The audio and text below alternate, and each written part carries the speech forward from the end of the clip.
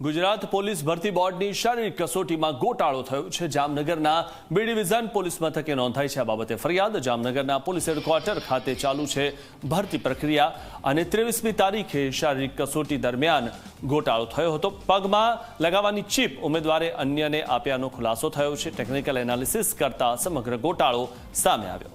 SRP constable Arjunsinh Jadeja અને શિવભદ્રસિંહ જાડેજા સામે FIR નોંધવામાં આવી છે। કાવતરું રચીને પરીક્ષામાં ગેરરીતિ કરી હોવાનો ગુનો નોંધાયો છે।